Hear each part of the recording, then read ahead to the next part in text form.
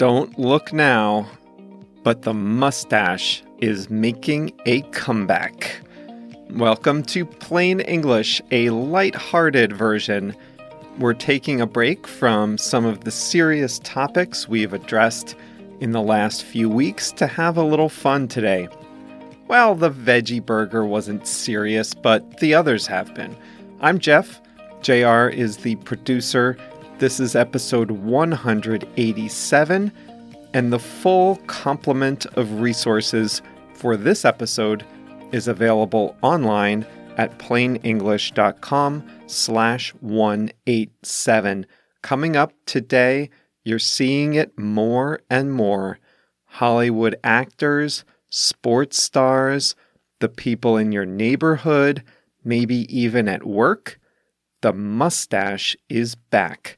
What was once a novelty, even a joke, is now back in style, and I mean this seriously, unfortunately.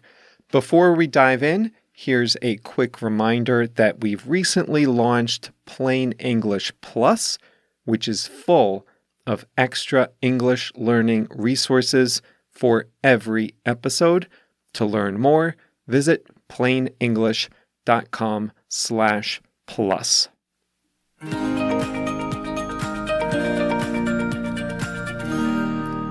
Quick, what do Australian cyclist Mitch Docker, actor Michael Shannon, singer Mark Weistrach, and soccer star David Beckham all have in common? They have all grown a mustache in recent years. Before we get too far into the content here, I just want to say that I am not in favor of this new fashion trend. I think out of all the possible facial hair combinations, men look best either clean-shaven or with a well-trimmed beard. Besides leaving a few days of growth on my face, I have never had any intentional facial hair. But I think this trend is here to stay, at least for a little while. Last weekend, I saw a friend that I hadn't seen in several months, and to my surprise, he was sporting a thick, bushy mustache and aviator sunglasses. A coworker of mine at a fairly conservative office is now wearing a mustache too. The mustache, I'm afraid, is moving from novelty back into the mainstream. In the 1960s and 1970s, it was commonplace. The civil rights leader Martin Luther King Jr. had one, as did actor Robert Redford, trusted newsman Walter Cronkite, even the symbol of masculinity himself at the time, the Marlboro Man. But times changed, and the 80s were a clean-shaven decade. In the late 90s, goatees were popular. And then, I don't need to tell you, by the mid-2000s, beards were all the rage. A survey of women in 2018 found that only 8% of respondents said that the mustachioed man was the most attractive compared to others with beards or who were clean-shaven. Lately, there have been two ways to wear a mustache. You could be so famous that you could do whatever you wanted, or you could wear it as a joke. For example, game show host Alex Trebek has long sported a dignified, well-trimmed gray-white mustache, and nobody gave him a hard time. American football player, quarterback Aaron Rodgers has had a mustache for a while. Actor Sam Elliott used his to convincingly play cowboys and ranchers in the movies. The other way to wear it is as a joke, and for that, Just think of Will Ferrell in the movie Anchorman, ride-sharing company Lyft, back when it was a plucky startup challenging Uber, used to be known for a comical pink mustache logo, which drivers would post in their windows or even affix to the fronts of their cars. But Lyft ditched it when it started to mature as a company and when it wanted to be taken seriously. A charity in the US called Movember encourages men to grow a mustache for the month of November to build awareness for a good cause. The unspoken truth, though, is that a mustache offers a comical way of attracting attention. But now it's coming back in style in an unironic way. People are looking to distinguish themselves. Beards are so popular that some men are opting for the mustache to stand out from the crowd. It's also simpler to maintain than a big lumberjack beard, and probably more comfortable too. It might have something to do with retro movies and television shows. Some of the office workers in Cable Girls, for example, have a traditional mustache. Freddie Mercury, the inspiration for the movie Bohemian Rhapsody, also had one. An academic paper from 2001 posits that men grow mustaches and other facial hair to appeal to women. I don't think we needed an academic paper for that. Isn't that why men do anything? But the author studied the so-called marriage market in Britain between 1842 and 1971 and found that when there's a high supply of single men, mustaches are more popular. He suggests that men grow facial hair to signal their physical strength and social status when they need to differentiate themselves from potential rivals. If you want to find that academic paper online, you can search by the author's name. This isn't a joke. It was written by the appropriately named Nigel Barber. A few other mustache facts for you. The world's longest mustache is over 4 meters or 14 feet, and it was officially measured on an Italian television show. It belongs, or at the time belonged, to an Indian man. The British have a long history of warming their upper lips.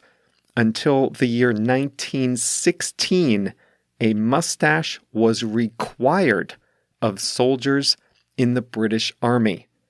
In England, at the beginning of the 20th century, they had a special spoon for mustachioed men. The spoon would lift your mustache up so that it would not get in the way of eating your soup.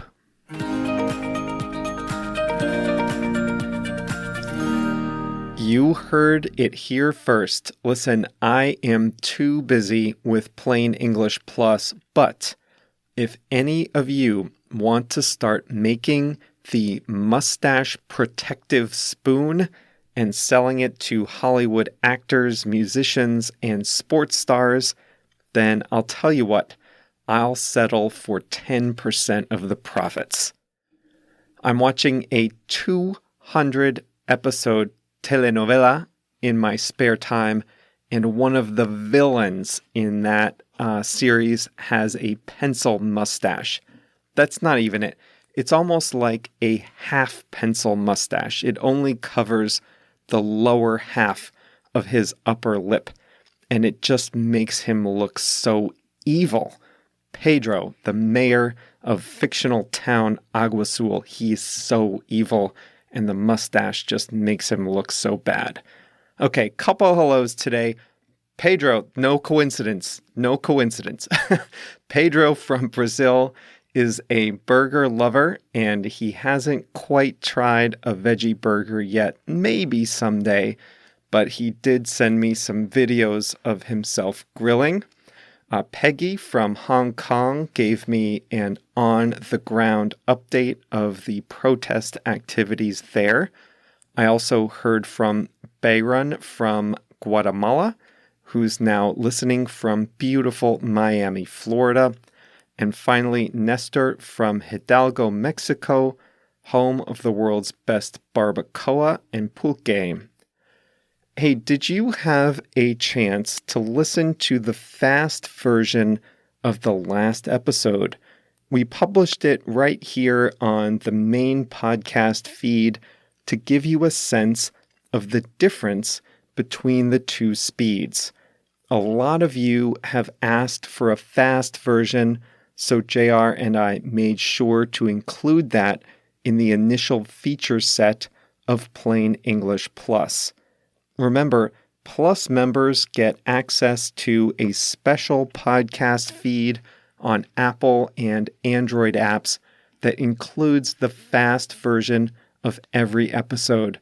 So if you enjoyed listening to the previous episode at full speed, I encourage you to check out plainenglish.com/plus and sign up to be a Plus member.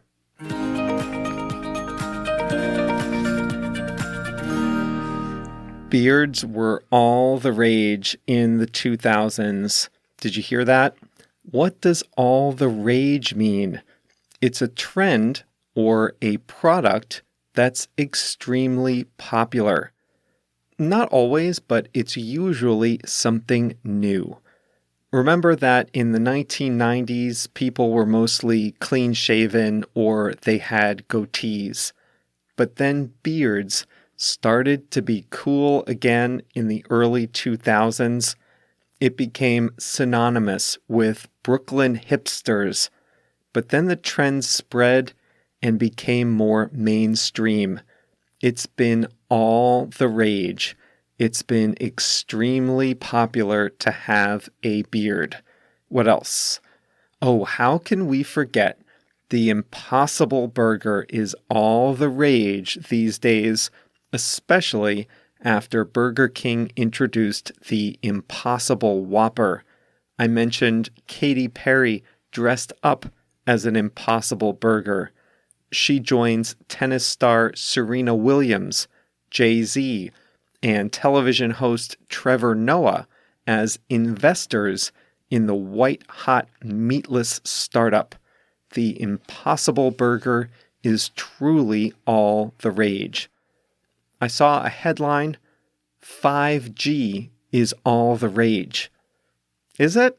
I don't know. Not too many people have a 5G phone, and the service is only available in small sections of the largest cities. I see billboards advertising it here in Chicago, but I've never talked to anyone about it.